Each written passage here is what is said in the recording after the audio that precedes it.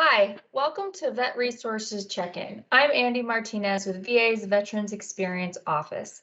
Today we have a special guest, Mr. Ray Kelly. He is VA's VSO liaison. We'll be talking about Afghanistan, benefits, and resources that can help you today. Hi, Ray. Hey, thanks, Andy. I really appreciate you setting this up. I think we've all got feelings around the withdrawal of Afghanistan and resettlement, and I just wanted to take a little bit of time to kind of have a discussion on those feelings, try to validate those for folks. Also, let people know where they can pitch in here in the United States on resettlement, and also talk about just having this conversation with trusted friends or with VA in some capacity if you just really feel like the emotions are strong enough that you need to reach out and work those through with somebody. Thank you, Ray. Let's start with our first question. What are your personal reactions to the Afghanistan withdrawal? So on withdrawal, I was ready, right? 20 years of being there, it was time to leave. It was shocking to me of how quickly things on the ground eroded and Taliban was able to take back over. So that was very shocking to me. And then I have a level of frustration and disappointment in our ability to help those folks who helped us for 20 years get out of the country under a special immigrant visa. So glad we're leaving Afghanistan, upset, frustrated, mad at how it's operating today. And I can imagine most folks have similar or their own feelings on how this is taking place. What impact, if any, are there on VA benefits and services for veterans who are supporting the Afghan allies and refugees? That's a great question. I've seen this pop up a couple times on social media, and we've talked about it internally.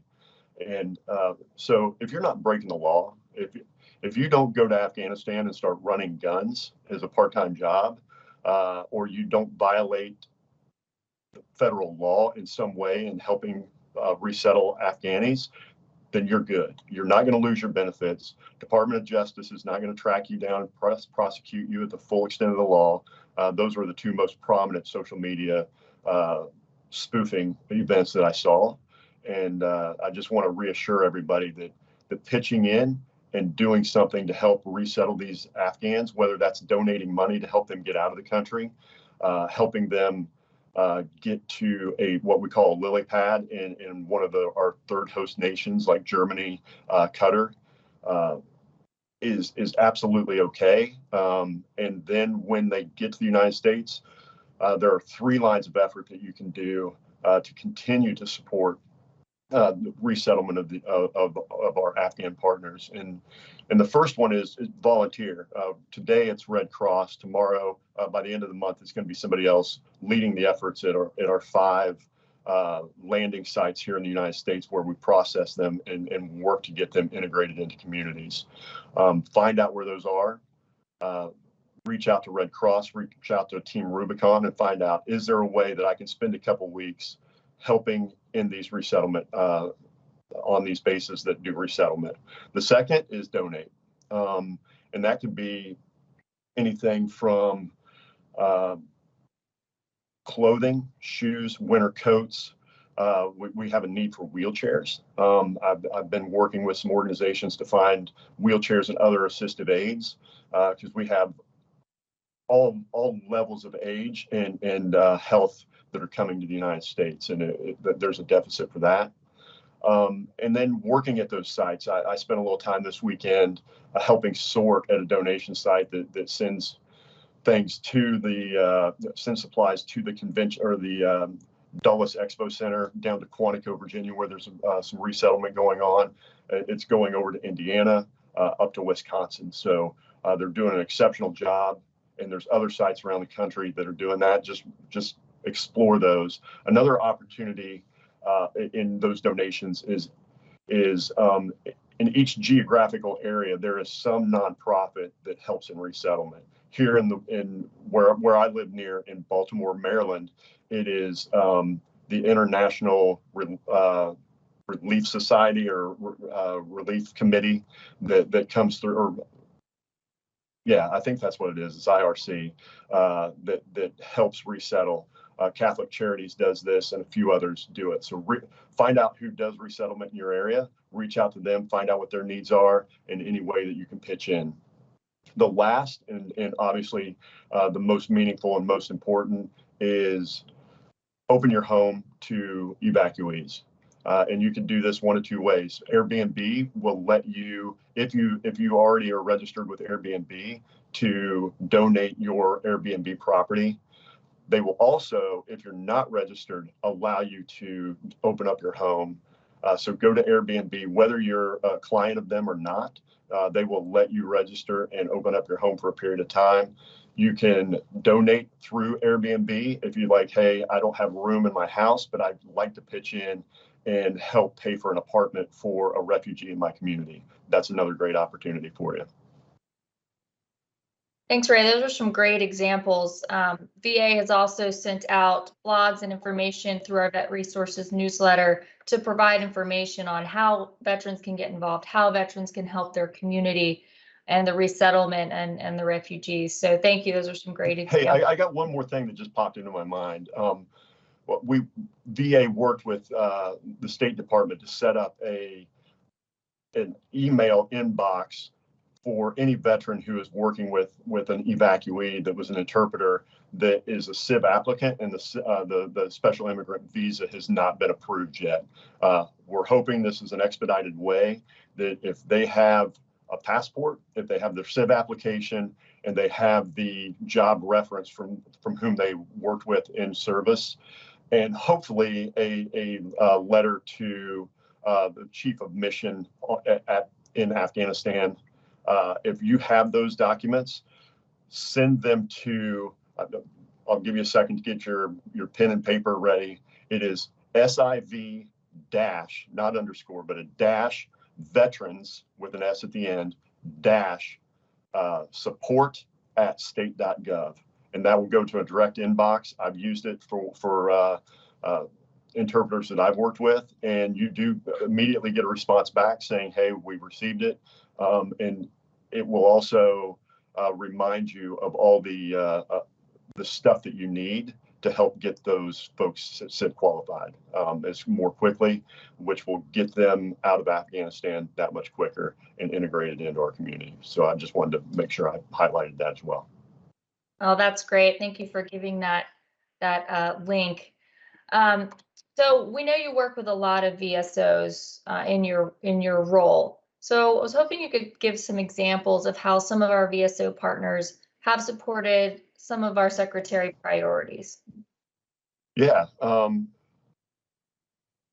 think when it comes to Afghanistan, obviously resettlement for him is a big priority, and obviously Team Rubicon is always out front doing volunteer work.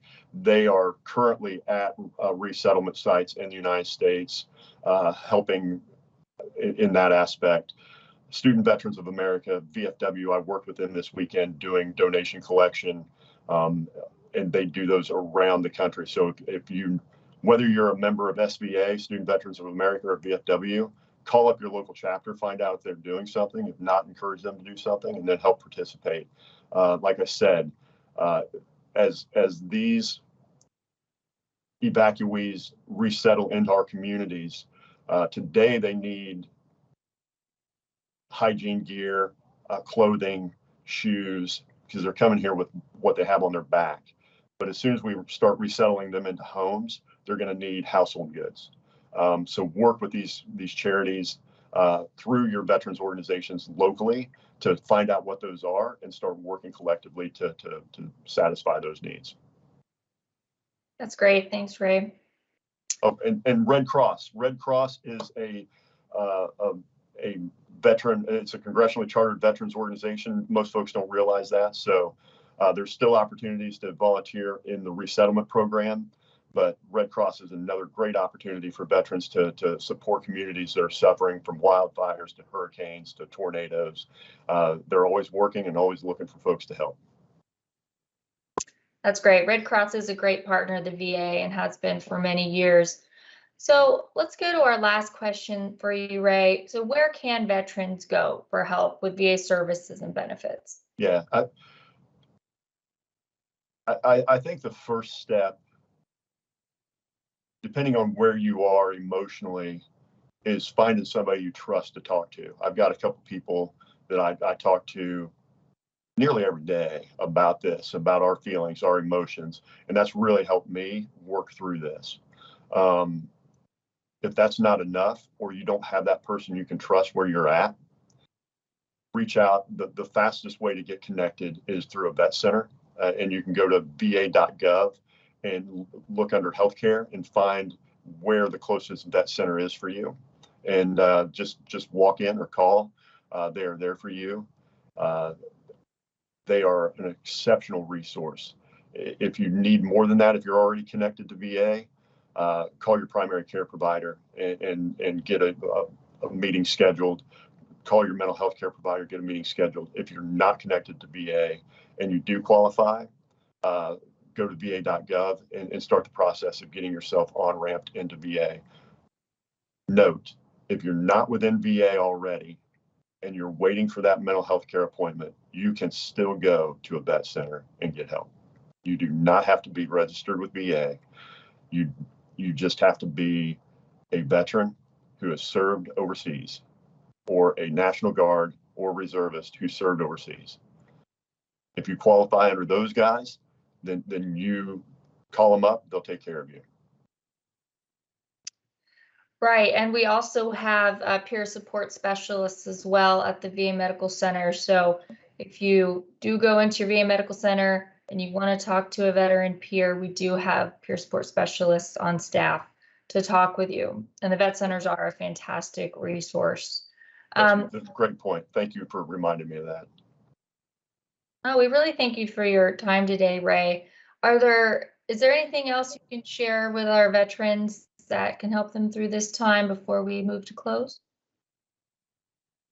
I just, something that I keep pivoting back to for myself is that when I feel frustrated about this, I feel like a lot of my frustration is that I can't do something about it.